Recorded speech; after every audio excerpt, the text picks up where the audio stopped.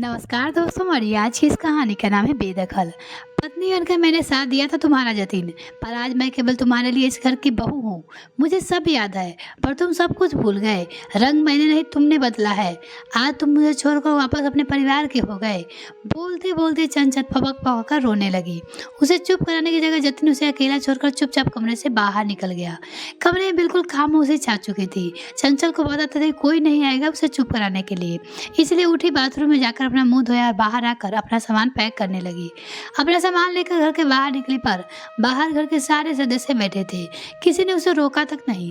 बाहर आकर ऑटो पकड़कर वहां से अपने मायके के लिए रवाना हो गई। ऑटो में बैठी बैठी उसे अपने बीते दिनों की बात याद आ गई, जब शादी होकर जतिन की दुल्हन बनकर इस घर में आई थी। जतिन के परिवार, उसके माता पिता, बड़े भाई भाभी और एक छोटी बहन थी।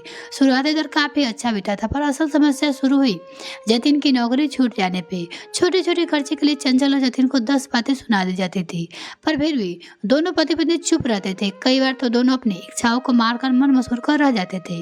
चंचल की स्थिति को घर की नौकरानी से हो गई थी, क्योंकि अधिकतर खर्च आप भैया भाभी करते थे, इसलिए सास ससुर भी भैया भाभी की ही सुनते थे। एक दो बार जतीन ने अपने माता पिता से मदद भी मांगी कि नौकरी तो आसानी से मिल नहीं रही, वो नया बिजनेस शुरू करना चाहता है, पर माता पिता ने किसी की मदद करने के लिए साफ मना कर दिया। ऐसा नहीं था कि उसके पास पैसे नहीं थे, पैसे थे, पर जतीन और चंचल के लिए नहीं।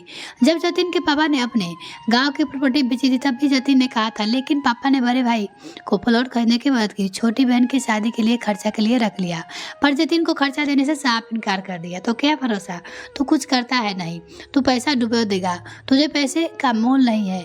जब जतिन ने अपनी माँ से कहा तो माँ भी पिताजी की बात से सपोर्ट किया। पर आप मुझ पे विश्वास तो कीजिए, मैं सचमुच आपके पैसों पे खड़ा हो जाऊंगा, और वैसे भी बिजनेस सेट हो जाएगा तो मैं आपके पैसे चुकता कर दूंगा। ना बाबा ना, मुझे तो बिल्कुल भरोसा नहीं है। अपने बुढ़ापे के लिए कुछ रखना ही पड़ेगा, हमारे पास तो नहीं है। तुम्हारा बिजनेस के लिए पैसे, इतना ही बिजनेस करने का शौक चल रहा है तो अपने ससुराल वाले से मांग ले। इसके आगे जतिन कुछ नहीं कह पाया और चुपचाप अपना सा मुंह लेकर कमरे में आ गया। कमरे में चंचल सारी बातें सुन रही थी।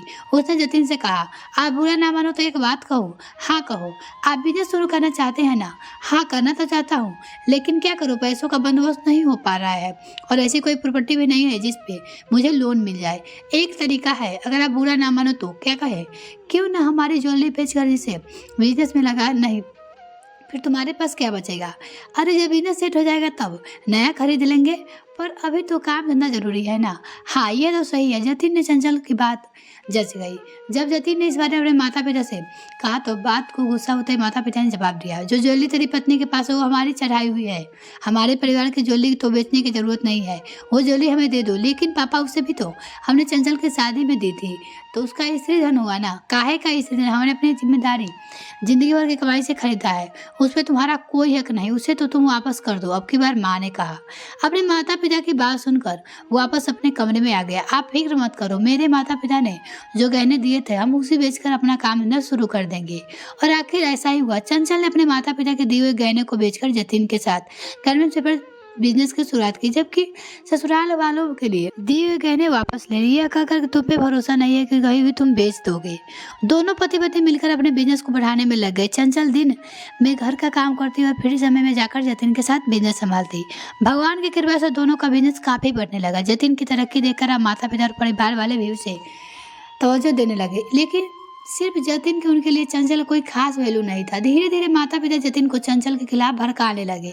यह क्या लेने आती है, सो पटेरा, बिजनेस है तू संभाल, भला औरत का वहाँ क्या काम? औरतों को इतना सिर पे नहीं चढ़ाना चाहिए, तू तो सारा हिसाब किताब उसे बता देता है। धीरे धीरे जतिन उनकी बातों में आने लगा। उसका असर हुआ कि जतिन और चंचल में झगड़े होने लगे। ये झगड़े कई बार बड़ी बहस का रूप ले लेता। जितना चंचल जतिन को समझाना चाहती, उतना ही जतिन को यह लगता कि चंचल उसके माता पिता और परिवार के खिलाफ बोल रही है। और आज यही हुआ। सुबह चंचल अपने कमरे में जरूरी बिल चेक कर रही थी। सास ने देख लिया और बाहर आकर जतिन को दिखाने के लिए खुद चाय बनाकर ले और कहने लगी, ले बेटा चाय पी ले, तुझे देर हो रही होगी। अरे माँ, आप क्यों बनाकर लाई हो? अभी चंचल बना देती ना। अब बेटा क्या बताऊँ, हमारी तो किस्मत ही खराब है। बहू के होते हुए चाय खुद बनाने लानी पड़ रही है। वैसे वहाँ घर के बहू सिर पर चढ़ जाती है, जिसे घर का काम थोड़ी ना होता है, और यहाँ तो तूने पूरे ऐशो आराम की जिंदगी दे रखी है। अपनी माँ की बात सुनकर जतिन गुस्से में कमरे में गया और चंचल को लड़ने लगा। ये क्या हरकत है बहू के रहते हुए? भला माँ चाय बना रही, शर्म नहीं आती तुम्हें? मुझे तो चाय के लिए किसी ने कहा भी नहीं, अगर कहते तो बना देती। तुम क्यों चाय बनाने लगी? ऐशो आराम में की जिंदगी जो मिल गई है तुम्हें, अपने दिन भूल गई तुम। जतिन के मुंह से ये बात सुनकर चंचल को गुस्सा आ गया, साथ ही साथ बहुत दुख भी हुआ। पति पत्नी का साथ दिया था, आज तुम लोगों के लिए मुझसे लड़ रहे हो, जिन लोगों ने तुम्हारा साथ कभी नहीं दिया। आज मैं केवल तुम्हारी नजर में एक बहू हूँ, कुछ नहीं। मुझे तुमसे कोई बकवास नहीं करनी। तुम्हारे रहते मेरा परिवार परेशान रह रहा है तो तुम्हारे यहाँ होने का क्या फायदा? ठीक है, चली जाऊंगी मैं यहाँ से, जहाँ जाना है चले जाओ, मैं तुम्हें कोई रोकने वाला नहीं हूँ। इतने में ऑटो चंचल के मायके के गेट पे आ रुका। चंचल की तंद्रा टूटी, भारी मन से सामान उठाया और चुपचाप अंदर आ गई। इस तरह दरवाजे पे देखकर माता पिता पूछने लगे, क्या हुआ इस तरह अचानक से कैसे? अपने माता पिता के इस तरह घबराते हुए देखकर चंचल चुप हो गई।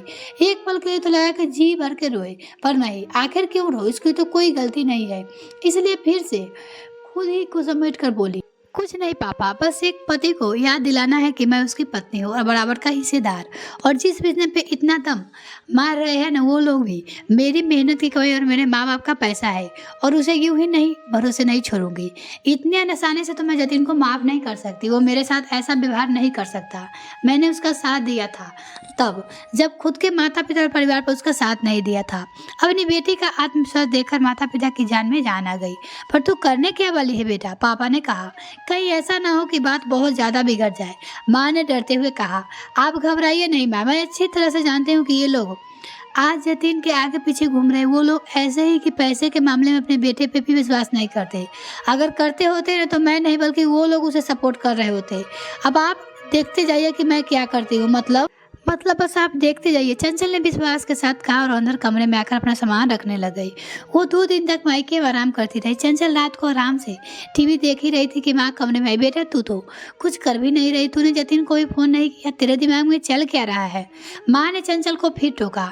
ओ माँ, क्यों परेशान होती हो? थोड़ा उन लोगों को भी खुश हो लेने दीजिए, पता नहीं क्या चल रहा है तेरे दिमाग में, मुझे तो कुछ समझ में नहीं आ रहा है। माँ झल्लाती हुई रसोई में चली गई और चंचल दोबारा टीवी देखने में मशगूल हो गई। दूसरे दिन चंचल उठी और नहा धोकर तैयार होकर कमरे से बाहर आई। माँ, मैं किसी जरूरी काम से बाहर जा रहा हूँ, शाम तक लौट आऊंगा, कहकर चंचल रवाना हो गई। माता पिता उसे देखते रह गए पर किसी ने कुछ पूछा नहीं। माँ तो वैसे भी डरी हुई थी, पर पिता सब कुछ पता था।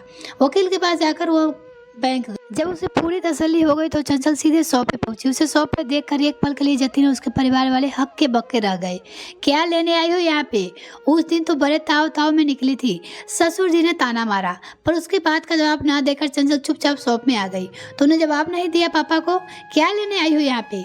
सारा ईगो धरा का धरा रह गया, जतिन ने कहा। नहीं, मेरा ईगो कह रहे वो मेरा स्वाभिमान है। तुम्हारे पापा किसी का बात का जवाब देना मुझे पसंद नहीं है, पर तुम्हें याद दिलाने आई हूँ कि तुम्हारी पत्नी हूँ मैं, बिजनेस में मेरा बराबर का हक है। किसने कहा कि इसमें तुम्हारा हक है? यह मेरी मेहनत की कमाई की है। जतिन ने लगो चिल्लाते हुए कहा। माफ करना मिस्टर जतिन, आप शायद भूल रहे हो कि बिजनेस शुरू करने के लिए मैंने अपने माता पिता के दिए हुए गहने बेच दिए थे, वरना तुम्हारे माता पिता तुम पे रत्ती भर भरोसा नहीं करता था। खबरदार जो हमारे बेटे को हमारे खिलाफ भड़काया तो बेटा इसकी बात पे बिल्कुल मत आना, ये तुझे हमारे खिलाफ भड़का रही है। अच्छा, आज आपका वो बेटा नजर आ रहा है? भूल गए वो दिन जब बेटा आपके सामने पैसे के लिए भीख मांगता था और आप बदले में ताने मारते थे? तुम मेरे पापा को इस तरह से कैसे बात कर सकती हो? जतिन ने बीच में कहा।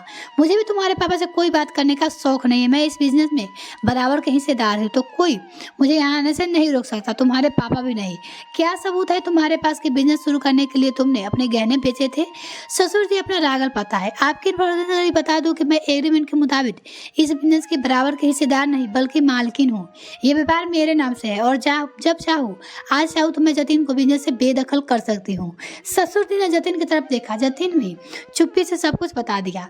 अरे क्या बेवकूफ़ी की तूने? अपनी पत्नी के नाम से कोई बिजनेस शुरू करता है क्या? सच में तुझे रत्ती और अक्ल नहीं है, इसलिए मैंने तेरे पे भरोसा पैसा नहीं लगाना चाहता था।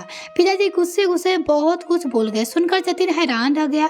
पापा, मैंने आपके कारण अपनी पत्नी के साथ व्यवहार ये सब किया और आप ही मेरा साथ छोड़ रहे हो। आज अगर मैं रोज पर आ जाऊंगा तो आप मेरा साथ नहीं दोगे? बेवकूफ़ थोड़ी ना हूँ तेरी तरह, कान का कच्चा हूँ। इतनी अकल तो तो होनी ही चाहिए कि जिस बीवी के तेरा साथ दिया उसको दूसरे के बातों में आकर छोड़ गया।